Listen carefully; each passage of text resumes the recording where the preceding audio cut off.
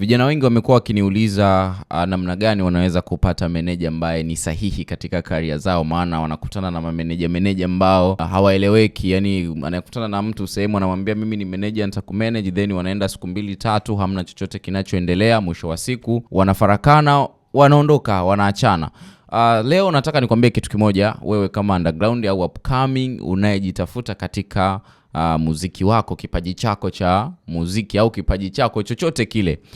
Kitu cha kwanza ambacho unatakiwa kujua, meneja bora ni meneja ambaye anajua soko likoje. Cha kwanza, anaielewa tasnia ikoje. Cha pili hicho.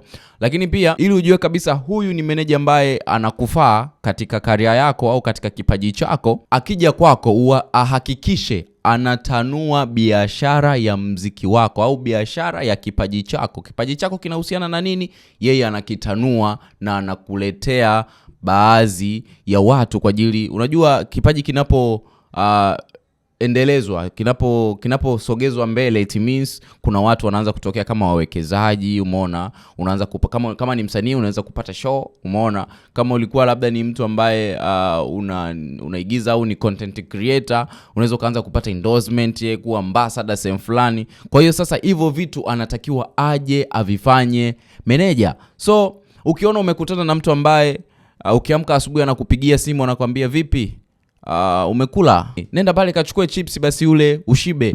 Yani anakuulizia vitu vidogo sana. Anaweza kukupigia simu kwa vipi, nataka nikupeleke sehemu nikakununulie nguo, umeona? Nataka sijui nini.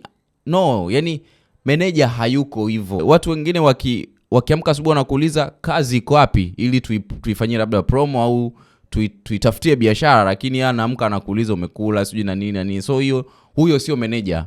Huyo ni mtu ambaye wanamuita ni mshikaji tu, au ni mtu ambaye amekuja kwa ajili ya kukusupport, lakini support yake haina maana, haelewi chochote kuhusiana na industry inachokitaka. So make sure ukiwa unakutana na mtu kujua huyu ni meneja, ukishaingia kwenye hiyo field ya kuwa naye huyo meneja, hakikisha hivyo vitu anavifanya na kuwa na mipango mikakati ambayo ni mizuri na itakuendeleza katika kipaji chako. Mimi naitwa Mr. Fest, usiache kunifuatilia Instagram, TikTok pamoja na Facebook, and that was my time.